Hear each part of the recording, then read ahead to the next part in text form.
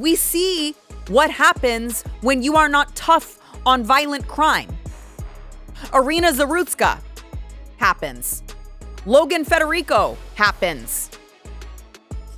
Bethany McGee happens. These beautiful young women who are just minding their own business. In some cases, like the case of Logan, literally just not even out in public. And they still aren't safe because DEI and Democrats have decided to infiltrate in our judicial system. And now I'm supposed to care whether or not a violent offender wants community service. Like it is unbelievable that we have gotten to this point.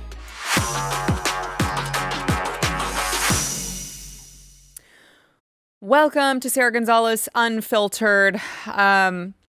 Just as a programming note, we are here tomorrow and then we are on Thanksgiving break. So we hope you'll join us tomorrow. So another innocent woman has become the victim of a violent repeat offender, thanks to, you're never going to believe this, a Democrat judge in Chicago. Oh, another Democrat who's lax on the actual criminals, the violent criminals, and probably very strict on law-abiding citizens, because that's always how it turns out to be. Let me introduce you to Bethany McGee. She was riding the L train in Chicago when someone came up behind her. There you see, just doused her in gasoline and set her on fire right there. She was able to run off the train engulfed in flames. Some good Samaritans stepped in to help her, and she was taken to the hospital where she still is in critical condition. And it turns out the suspect. So let me just set the stage for you. Okay. At first, we heard that the suspect had some 49, I believe was the number, 49 prior arrests. And we were like, wow, that is a lot of prior arrests. It turns out that was fake news. It was actually 72 prior arrests. This is some of Lawrence Reed's mugshots. I don't have the space. There's not enough space on the screen to show you all of them. 72 prior arrests. No, it wasn't 80 at least. Yeah. It's like, well, I mean, it could have been worse. Could have been 75, could have been 80, could have been 100. At what point do we say this is retarded? Look at the guy. You can tell, there's not one where he just looks like he just made a mistake and he's on his path to righteousness, right? I can look at show me one of these pictures and I would say there's no way in hell this guy should be released back onto the streets. But that's what the Democrats continue to do. So apparently, he was spotted on surveillance footage at a gas station purchasing gasoline 20 minutes before the attack. In what, a bucket? He's I wonder what he could be doing with all of this excess gas that he's carrying in the container to go douse some woman on fire. He was arrested the next day and they charged him with federal terrorism charges. So he could be eligible for the death penalty if convicted, which let's do that. Okay. Let's just do that. Let's do that. There's no value to him he clearly cannot be a valuable member of society. He clearly has no interest in being a member of society because it's not oh, he's had 72 prior arrests for petty theft or smoking pot or something like that. No, actually his most recent arrest was for allegedly slapping a social worker so hard that she was knocked out, unconscious, inside of the psych ward of a hospital called the McNeil Hospital. And he was released back onto the streets. What part of that story were you unclear on that he needed to be locked up? The part where he slapped a social worker so hard that she was knocked unconscious, or the part where he was already in a psych ward? And we're just releasing these people back out on the streets, just like the Charlotte train stabbing. This is just like the Charlotte train stabbing. All over again. Because guess what? This guy was released by another liberal judge. This is Judge Teresa Molina Gonzalez. We don't claim her. She is the Z also, so there's a difference. We don't claim you, Gonzales. Okay? She's like, oh, it's fine. Oh, you slapped a social worker so hard at the psych ward that she was knocked unconscious? It's fine. I'll just let you back out onto the streets. And by the way, the state prosecutors were begging her, please keep him in custody because he is a danger to the public. Look at his rap sheet. Look at what he just did. He is a danger to the public and his behavior is unpredictable. Please keep him in jail. And do you know what her response was? I can't keep everybody in jail because the state's attorney wants me to. Like, what? What do you mean? Because the state's attorney wants me to. The state's attorney wasn't like, we just don't like this guy. The state's attorney was like, look at the evidence. He's clearly a danger to the public. And her dumbass response is, well, I can't do that just because you want me to. Well, what are you there for? What is it that you're there for then?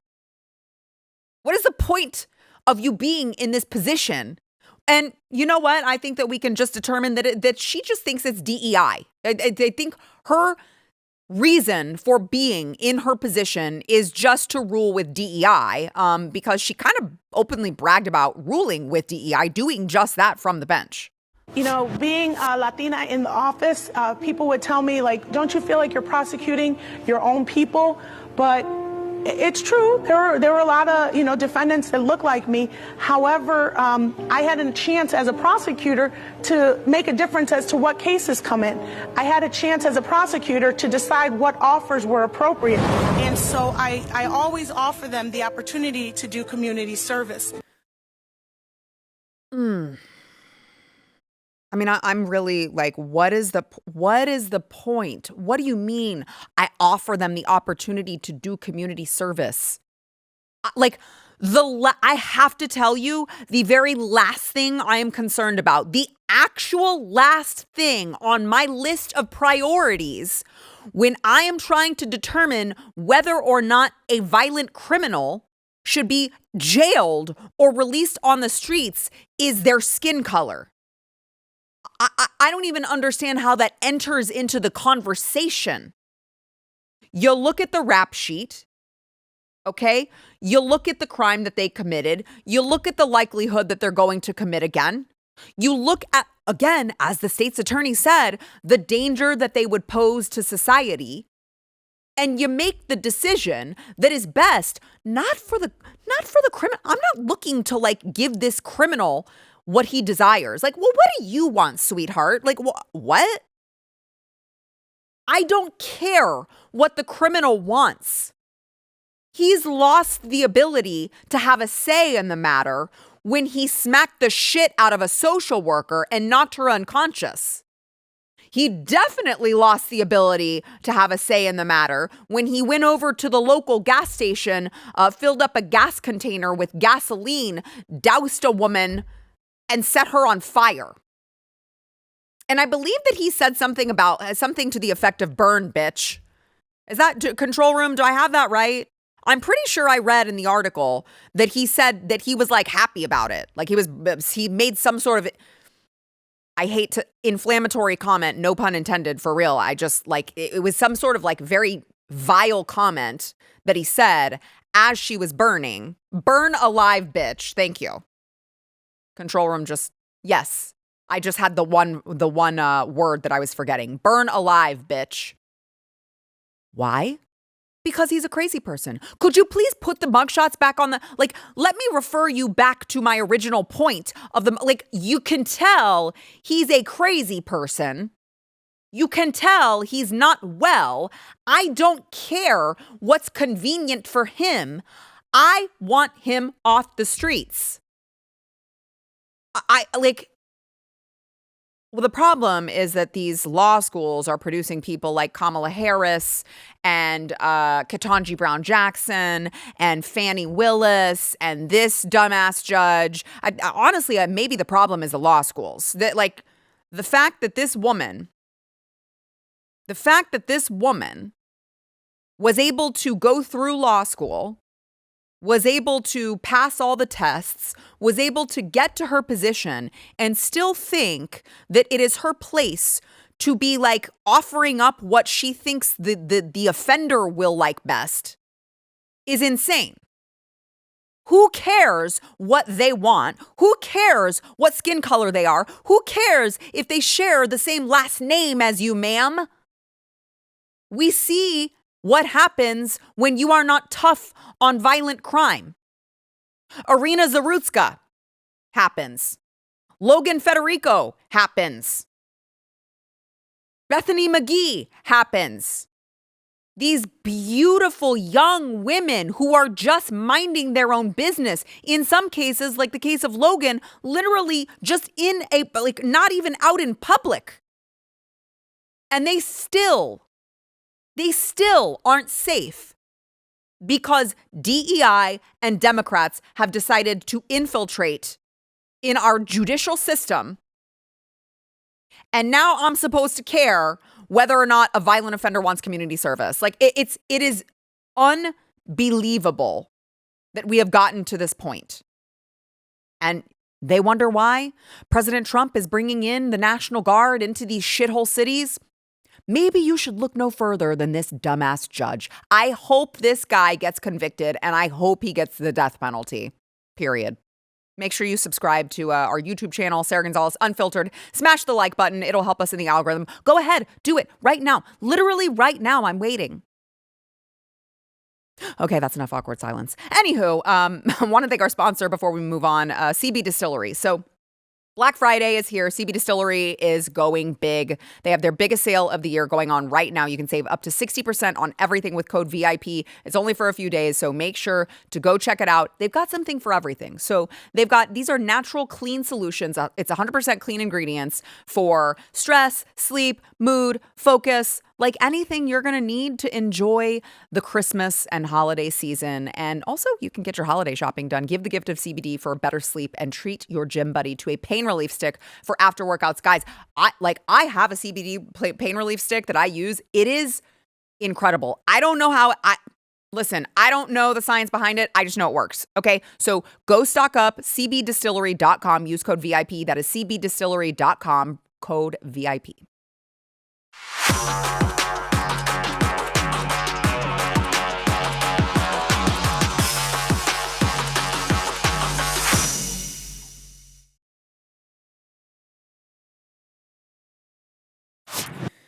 For this next conversation, you guys are going to want to make sure that you have your Maha Moms Club gear ready, which you can go get at saramerch.com. Obviously, we are big Maha supporters here at Sara Gonzales Unfiltered. Go check it out, saramerch.com.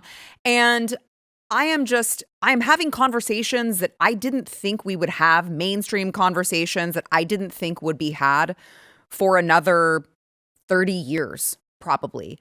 And I think a lot of that is in large part due to RFK Jr., of course, the Health and Human Services Secretary, who in a lot of his, promises, one of them was to stop gaslighting people who want answers about vaccines.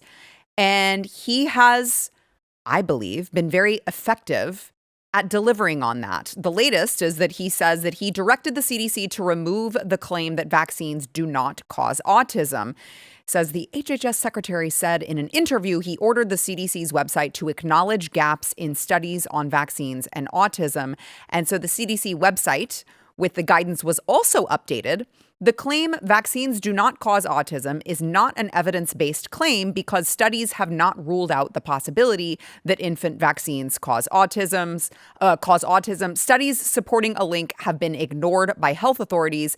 HHS has launched a comprehensive assessment of the causes of autism, including investigations on plausible biologic mechanisms and potential causal links. So, huge change with respect to the CDC and the guidance that they are giving millions of parents before they, potentially inject their children with like 8 vaccines at a time. Really, really huge change by RFK Jr. And joining me now to discuss is my friend, Dr. Andrew Wakefield. He, of course, he knows about what happens when you speak out about potential problems with vaccines because he was completely vilified for it. Thank you for joining me, Doctor. It's good to see you. Sarah, it is great to see you again. Yeah. Great to see you. Love your hair, by the way. Thank you. Oh, thank you. You look fantastic. I appreciate that. So, people who have been watching the show for a long time, they know you are like my hero, my personal hero. I adore you. And I loved this tweet from Ron Johnson, Senator Ron Johnson, after the CDC change. He actually posted, "Time to conduct science with integrity. Time to apologize to Dr. Andrew Wakefield and all the others who were maligned and vilified for simply asking the right questions." And I thought that was so. I don't know if you saw that he had posted that. I haven't seen that. No, Okay. that's one.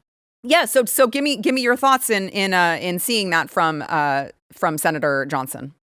Well, isn't it extraordinary? I mean, you characterized it. I never thought that we would see this. Even a year ago, before Bobby Kennedy took over as head of HHS, I never imagined that we would see such a dramatic change in our lifetime. And what it means, Sarah, is that the CDC website, the CDC, has been effectively lying for 30 plus years, gaslighting us into believing that they're safe and effective, safe and effective, safe and effective.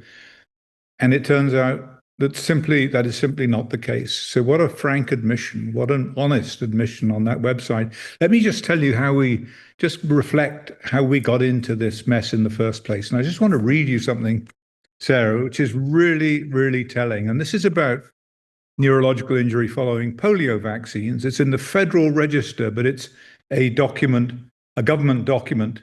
But it really characterized the pervasive perception of public health towards critics of vaccines. And it says, any possible doubts, whether or not well-founded, about the safety of the vaccine cannot be allowed to exist. In view of the need to assure that the vaccine will continue to be used to the maximum extent consistent with national public health objectives. It doesn't matter about whether it's safe or not, whether the science is there to prove it's safe or not. It has to be negated completely. It does not exist. So that's what scientists like myself have been up against for these 30 years, trying to fight the complete abject dismissal of any possible association. And of course, it's in the interests of public health and credibility of public health officials, and not in the interests or the well-being of children. Yeah. You're exactly right, doctor. And I mean, it was one of those things that eventually it turned into such a big cover up that I think that they thought, well, if we admit this, then we're going to have to admit to how many parents with children who have life-altering effects from these vaccines. Then we have to admit to them, oh, well, it was actually our guidance who got you into this mess. And then it becomes what? Like we have to pay for all of this, which I would say, yes, you should. You should pay a whole hell of a lot of money. With all the taxes that I pay, I would love to know that at least some of it was going to something good, right? And so, but what really gets me, doctor, is that even the studies that they point to, like there was this big study that they did that you guys, with the movie Vaxxed, with the documentary Vaxxed, you guys, of course, uncovered. And I would recommend everyone go watch that movie, among other movies that Dr. Andy Wakefield is involved in, by the way. But that one was just so eye-opening because the study that the government did that they could point to every time someone would say, but I think vaccines might cause autism, we should look into that. They say, no. We already did the study. We did the study. And it turns out vaccines don't cause autism because we did the one study. And then you find out that they, of course, cooked the books to make sure that the study did not reflect what they didn't want it to reflect. And then you start going like, oh, this is all just a game to them. This is just like, we know what result we want and we will cut corners and we will change things and we will falsify information in order to get to that result. And it's just all predetermined at that point.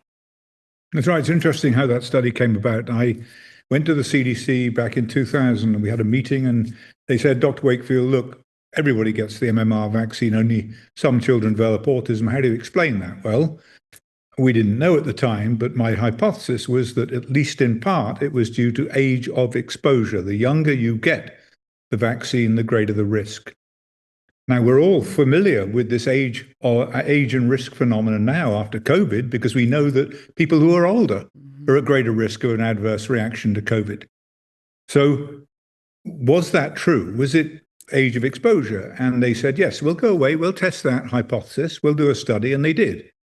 And they came back and said, no link, as you know, and that's what the basis of Vax. 14 years later, 14 years and millions of children exposed to the risk of permanent, serious neurological injury, their families destroyed. It emerged that William Thompson, the scientist, came forward and said, we've done a terrible thing. Mm-hmm. Here is the evidence we committed fraud. Mm-hmm. All that damage. The public are willing to forgive. They are willing to forgive if people are honest with them. But as you pointed out, if they double down on it, they cover up and they double down, it just gets worse and worse and worse. And so many people were put in harm's way as a consequence. And the overall aim was to protect their credibility, not to protect children. Right. To protect their credibility, which is gone forever. Yeah, right. Exactly. I don't see that coming back anytime soon. I want to get your thoughts, Doctor, while I have you. One of the biggest hurdles that I hear when I discuss, well, how about we just do a vaccinated versus unvaccinated study? How about we just see what the health outcomes are in unvaccinated children versus vaccinated children? That would be a really valuable study to have, right? And then they say, well, I mean, it would be unethical of us to do that study. It would be unethical of us to not provide these life-saving vaccines to these children if they are available. And so then you end up with this medical community who has convinced themselves that it would simply be unethical to deprive children of vaccines. How do you get to a place where we can ever do that study, and not retrospective, by the way, because I have followed Del Bigtree and Aaron Series, an Inconvenient Truth, and so I've looked at all of that, and I know that this is a retrospective study, which they then tried to bury, as they always do.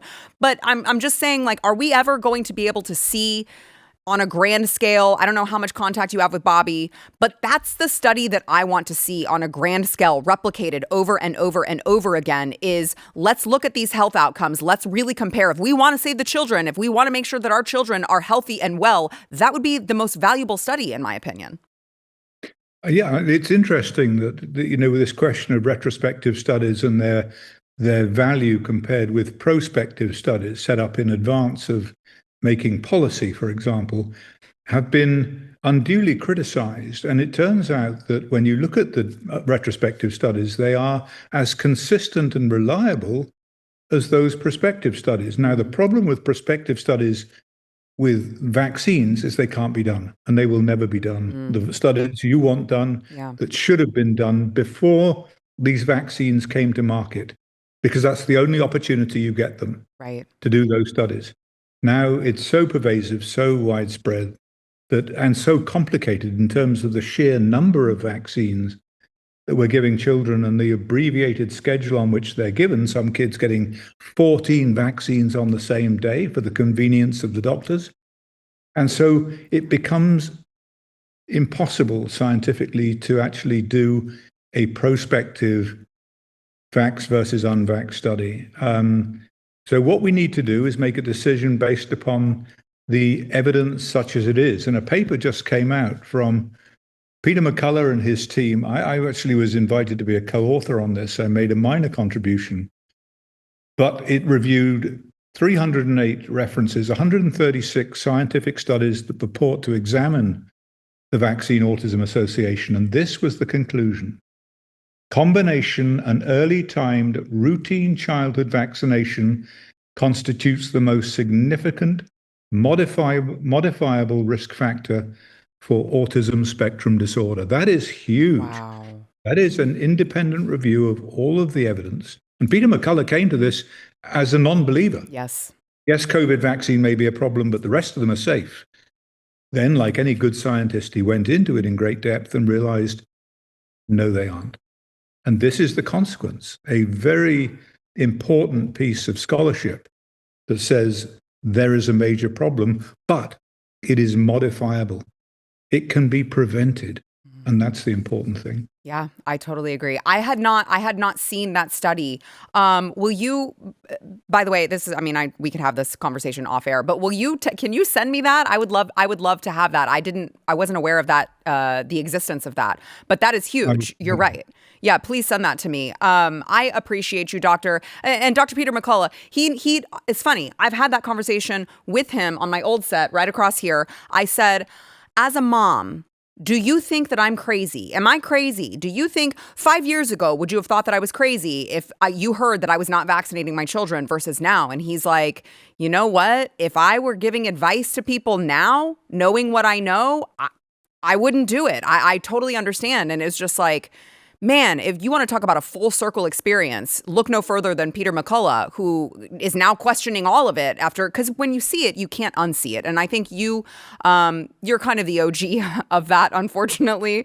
But I appreciate you so much, Doctor. I appreciate you dedicating your life to helping these families who are looking for answers. And I just appreciate you so much. And I'm always so inspired by you that in spite of what the medical community did to you and tried to sully your name, that you just said, no, you know what? I'm just going to dedicate my entire life to helping these families. And I appreciate you, sir. Thank you. Thank you. Thank you, Sarah. Just to say that we're making a new movie, a really exciting movie. And it doesn't deal with vaccines, but it deals with the children who've been left on the battlefield injured in man's quest to overcome and to conquer infectious disease. And it's really about a mother's love for her child, her instinct, and the extent to what that she's prepared to go to protect him, because she knows, and this is the greatest fear of all parents, is that when she becomes infirm or dies, there is no one left who loves her child like she does, who cares or understands. So it's a film about those who we must not leave behind. So if there's anyone out there amongst your viewers, your listeners, who wants to get involved in a major new movie, please contact me. Great. And how can they do that? Is it wakefieldmediagroup.com? Yeah, please go to info@wakefieldmediagroup.com. The website is wakefieldmediagroup.com. Go to info@wakefieldmediagroup.com and make contact. You know what, Doctor, I'm glad that you brought that up. Just one last note in closing. I think that I try to explain to people, I'm like, listen, you think that because you don't know someone who is, autistic or who is nonverbal or who is always going to be dependent, you think because you don't know someone that it's not going to affect you. No, if you want to take the vaccines out of it, this is a problem that we need to solve because we're not going to be able to pay for all of these people to take care of them once their parents die. And I think that is something, it's not exactly what you're talking about, but it is a key component to, this is affecting everyone, whether or not you realize it. This affects the entire country. This affects the entire world. We have to solve it, whether you like it or not. So I appreciate you. All of your work is it's so great. Go check out Dr. Wakefield's movies. Go check out Vaxxed. Go check out what he's doing right now. If you can help, if you want to get involved, make sure to email him. Dr. Wakefield, thank you so much. We'll talk soon. Sarah, thanks so much. Speaking of moms, actually, I want to thank our sponsor before we go to break here, PreBorn, because there are mothers who, they get pregnant, they have an unplanned pregnancy, they're scared, they don't know what to do, they don't know who to turn to. And if they go into a Planned Parenthood, they're going to be lied to. They're going to be told, it's just a clump of cells, don't worry, you won't regret a thing. We're just going to suck that thing right out of you and it'll be fine. You'll feel great tomorrow. Of course, that's just a total bill of lies. And so what my friends over at PreBorn are doing is when a woman enters a preborn clinic, they're actually just told the truth. They're actually shown the truth on ultrasound. They listen to their baby's heartbeat. They see their baby on ultrasound. And in that moment, they are twice as likely to choose life instead of death for their child. Ultrasounds cost money, $28 to be precise. $28 is the cost of an ultrasound. And so I'm just saying, as we move into the holiday season, if you are trying to figure out what to get, your adult relatives that you guys all have to get gifts for each other or whatever, and you're looking for something that really is meaningful, give them the gift of life this year by going to preborn.com/Sarah. How many ultrasounds how many babies' lives can you save, really? 1, 5, 10, however much you feel led, please know you are saving babies' lives. It's preborn.com/Sarah. That is preborn.com/Sarah.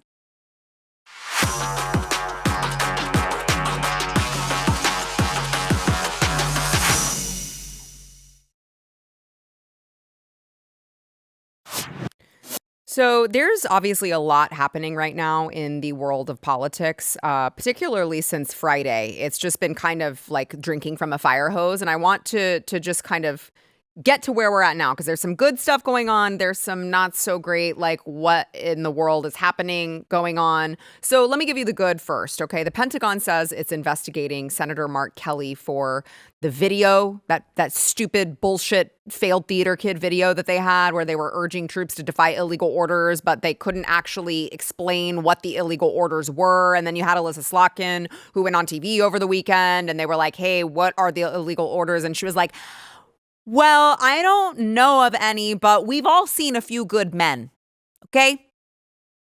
I just want to be clear. We've all watched the movie. And you're like, but what are the illegal orders, ma'am? Well, I don't know of any, but I'm like really uncomfortable. Yeah, the Pentagon is investigating the senator for this video. And I hope that just everything that they can do, they should to punish these people. All right. Now, the bad news. A judge has dismissed the cases against James Comey and Letitia James after they found that the prosecutor was unlawfully appointed. They said Lindsay Halligan was appointed after President Donald Trump urged Attorney General Pam Bondi to prosecute the former FBI director and New York Attorney General. And so the argument, I guess, is that Halligan had not been confirmed by the Senate. Therefore, she was unlawfully appointed. However, I would just like to point out, I'm a glass half full kind of gal today, okay? And I just want to let the record reflect that both of these were dismissed without prejudice, which is important because that means that they can be refiled. So all they have to do is find the person who is up for the case, make sure that they have been appointed, they've gone through all the Senate measures, all of this, even though like it's bullshit that they can't just do this, and refile it, file it again, and let it stick. Okay. Now, I also want to address what happened on Friday because I was very uncomfortable. I know I've talked to people who have tried to make me more comfortable with this, but I was very uncomfortable with President Trump meeting with Zohran Mamdani, the incoming mayor of New York City, the Muslim commie. I was like, this seems weird. This seems really weird. Why is Zohran Mamdani coming to meet with Donald Trump? I thought he hated him. Why is Donald Trump receiving him so kindly? And it was like this, I don't know, it was like buddy. It was too weird for me. Here's some of that. I mean, he's got views that are a little out there, but who knows? I mean, we're going to see what works, or he's going to change also. We all change. I change a lot. I think he is going to surprise some conservative people, actually. And some very liberal people he won't surprise them because they already like him. I just want to congratulate. I think you're going to have hopefully a really great mayor. The better he does, the happier I am, I will say. There's no difference in party. There's no difference in anything. And we're going to be helping him. There is. To make everybody's dream come true, having a strong and very safe New York. What? And congratulations, Mr. Mayor. Thank you. Like, what is happening? Am I in the Twilight Zone? This is all just very weird to me. And I know there are people who are like, it's fine. He's doing the 4D chess thing that he's very charming and he charms people. And I'm like, I mean, okay, but I don't think Zohran Mamdani is going to go back to New York City and be like, well, I don't know. I might disappoint President Trump when I defund the police. I just don't think he's going to care about that. However, there was one point where, again, a very weird moment where they tried to get Mamdani to admit that he has called President Trump a fascist. Here's some of that. Are you affirming that you think President Trump is a fascist? I've spoken about... That's okay. You can just say yes. Okay. It's easier. It's easier than explaining it. I don't mind.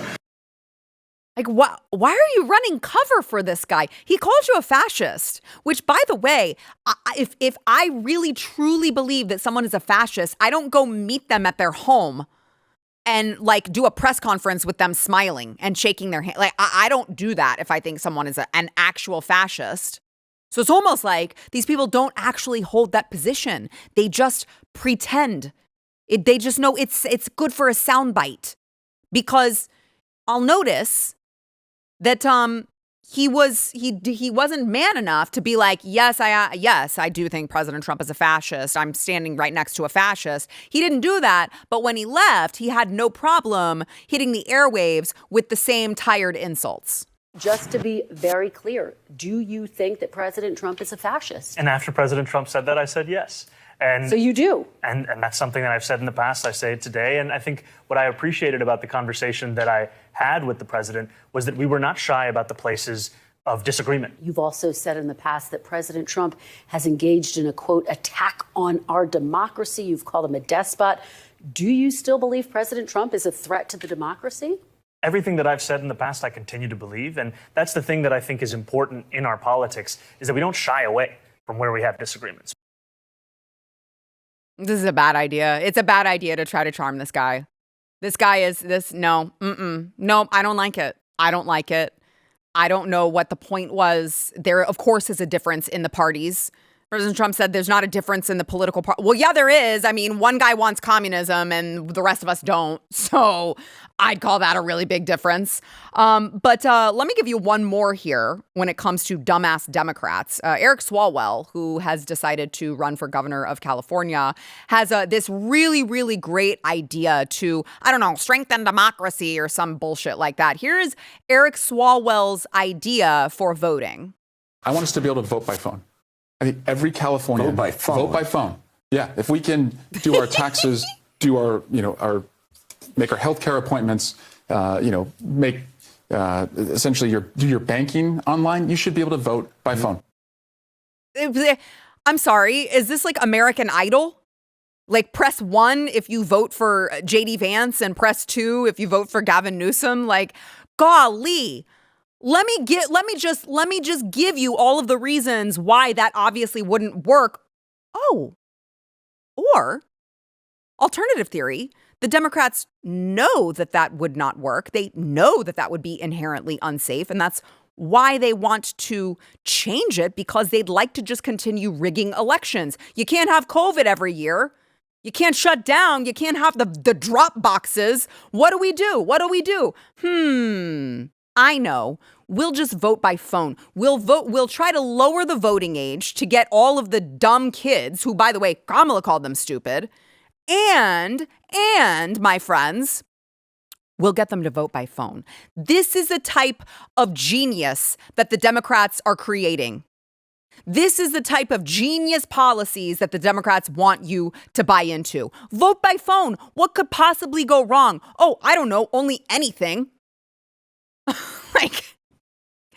I don't know, my 2-year-old, my 2-year-old, my 3-year-old, my 5-year-old, like everyone knows how to just log in and use these phones. What could possibly go wrong? Anywho, we've got another interview coming up. You're not going to want to miss it, but I want to remind you about BlueChew. BlueChew. Yep, there it is. Oh yeah, baby. BlueChew is there for those of you who you're tired of the vanilla in bed, or if you have ED, that's fine. But my point is, you don't have to just have ED to want BlueChew and spice things up in the bedroom. And by the way, with BlueChew, you're not going to have any uncomfortable doctor visits, no awkward pharmacy pickups. Everything is done online. It all happens online with licensed medical providers who will guide you to the right chewable tablets for your needs. It's going to be shipped directly to your door in plain packaging, very, very discreet. So like if your mother-in-law is in town, you don't have to worry that it's going to be awkward. We've got a special deal for our listeners. Try your first month of BlueChew free when you use promo code Sarah at checkout. You're going to pay $5 for shipping. That's it. $5 for shipping for a good time. That is promo code Sarah. Visit BlueChew.com for more details and important safety information. And we thank BlueChew for sponsoring the podcast.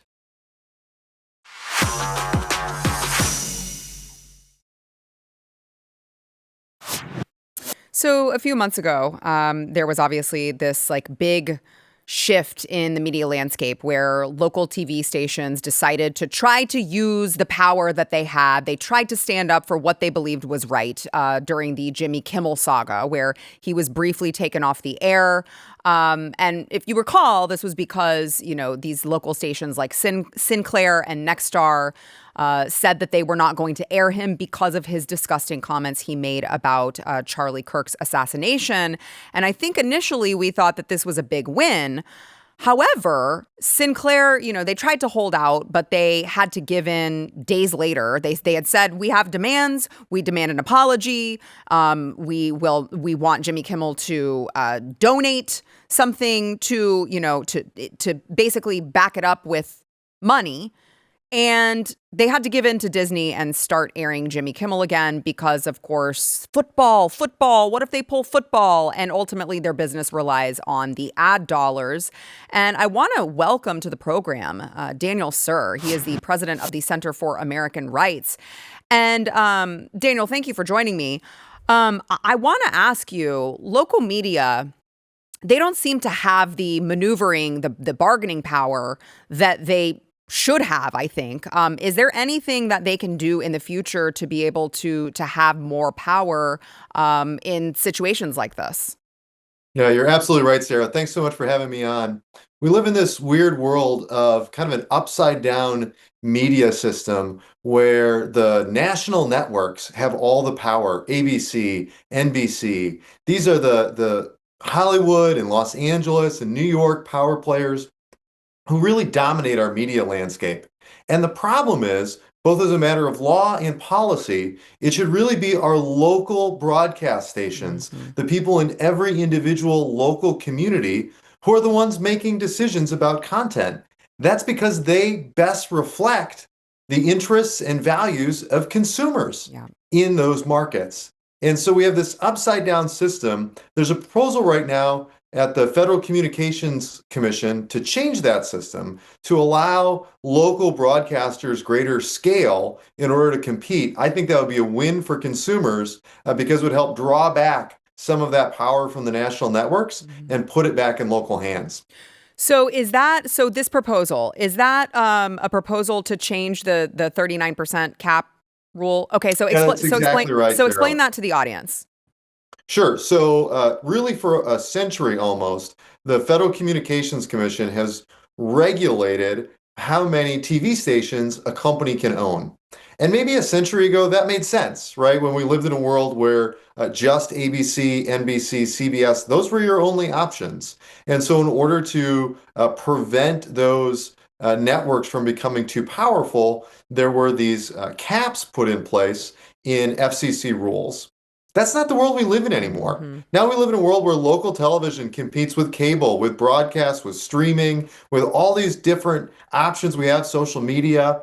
And yet these antiquated regulations are still on the books. And I think they're unfairly hindering the ability of local stations to not only compete economically, but to assert themselves against the national networks to protect their audience. So then explain to me, well, maybe you can't explain it, and that's fine, because sometimes President Trump does stuff and I'm like, why? I love you, but why? And so I think he's coming out against the proposal to change this. He said, if this would also allow the radical left networks to, quote, enlarge, I would not be happy. ABC and NBC in particular are a disaster, a virtual arm of the Democrat Party. They should be viewed as an illegal campaign to the radical left. No expansion of the fake news networks. If anything, make them smaller. President DJT. And so I'm like, I feel like he's thinking of it in the wrong terms. So if you were to be in front of Donald Trump right now, how would you plead your case of like, listen, you've got it backwards. This is going to make them smaller. They're not going to enlarge. What would be your plea to him? Yeah, absolutely. So the president's instincts here are exactly correct. Yeah. He is right. The networks are an arm of the Democratic Party. The networks do have too much power. We don't want to see the networks grow and expand. His instincts here are spot on. Now it's a question of policy. How do we accomplish that goal? And it really, Sarah, goes back to where you started this segment. The Jimmy Kimmel episode showed us that local station owners can stand up to the national networks, can actually take some of that power back. But right now, they're too little and the networks are too big. So I agree with the president's goal. We want to shift power away from the national networks. One of the ways we can do that, not the only way, but one of the ways we can do that is by empowering local station owners like Sinclair, like Nexstar, people who share our values, who are responsive to and reflective of their consumers, give them more power in the media landscape. That won't expand the networks. It will actually contract the network's power as they have a more effective counterbalance at the local level. Yeah, I totally agree with you. And kind of to that point, there's another kind of story going on in the TV world, which I think like on the surface, it sounds boring, but it actually could be a pretty big win for conservatives, which is, you know, these media buyouts and these mergers that have all been going on. You have Paramount, who recently sold to David Ellison. He's the son of mega billionaire Larry Ellison. Both of them, I think, are pretty good friends with Donald Trump, and now they're considering buying up Warner Brothers and Discovery, which owns CNN. And so I read this story on the Daily Mail, and it was like they kind of have the chance to do the funniest thing ever. And I hope that it happens. This Daily Mail article headline said, billionaire whose son wants to buy CNN held talks with White House where he discussed axing two anchors who Donald Trump hates. And this is, of course, Aaron Burnett and Brianna Kilar. So I don't know if you've been, I'm sure you have been watching all of this. How likely do you think it is for the sale of Warner Brothers Discovery to go through? Yeah, first of all, I am so excited about what we're seeing in changes at Paramount. Yeah. Our firm, the Center for American Rights, we're active advocates on behalf of consumers to see better broadcasting out of CBS. And it's happening, right? We've seen the head of 60 Minutes leave. We've seen the head of CBS News leave. And now we have Bari Weiss, who maybe isn't a conservative, but she's a heck of a lot better than what we've seen in the past. So I think David Ellison's track record so far has been really impressive. And if we see that continue at Warner Brothers, I think that would be a further achievement for this administration. Look, the FCC said it best in their order approving the Paramount purchase. They said we need fair, unbiased, fact-based news reporting. That's it. That's all we're asking for. Fair, unbiased, fact-based news reporting. Yeah, we don't get that out of the national news media, especially the national networks right now. And if we can get more of that from folks like David Ellison, I think that'd be a great step in the right direction. Yeah, I mean, it really does feel like it's now or never, right? Like, I mean, their credibility is just so dead right now. It's just in the toilet. Like, you guys have one final shot at this, and I'm not sure you're getting another one with all of the, you know, the streaming and the, you know, like BlazeTV and Daily Wire, and you can go on X and stream on X. Like, it just feels like it's now or never. We're waiting for a reason to take you guys seriously, but every day it seems like they drift further and further from that with all of their reporting. Like, what is MSNBC called now? It's like MS Now? MS Now? Yeah. Yeah, like what? Like you just change the name and you think people are going to trust you? That's not how this works. No, you're absolutely right, Sarah. So we've seen in polling from both Gallup and Reuters that trust in the news media is at a historic low. It hit like single digits this year in terms of people with a great deal of faith in the media. And that's their own fault. They have lost the trust of the American people over and over again by misreporting the news. People weren't stupid about Russiagate. They weren't stupid about the Hunter Biden laptop. They understand they were misled on COVID. Like over and over again, they have been misled. They see it and they're frustrated and angry about it. What's interesting, though, is the one place where the American people still show in the polling that they do have some trust is local news. People who are in their community, on their air each night at 5 o'clock, giving them the local stories that they care about. That's where the news media still has some resonance in their big institutions. Because you're right, otherwise it's folks like BlazeTV, right? You guys are doing an incredible job changing the media landscape.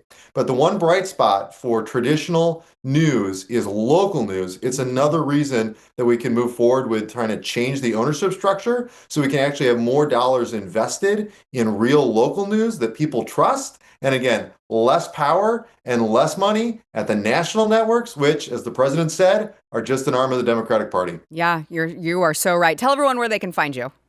Yep, we're at AmericanRights.org or follow me on Twitter at DanielSur, S-U-H-R. Thanks so much for having me on, Sarah. Yeah, thank you, Daniel. Keep us posted on how this goes because I do think it's essential for this to happen, and we want to help push Brendan Carr. Just let's just get this done, guys. So keep us posted. Thank you so much, Daniel Sir. Will do. Thank you. Thank you. And that's it for us. We've got one more show before Thanksgiving. We hope you'll join us. We'll see you tomorrow.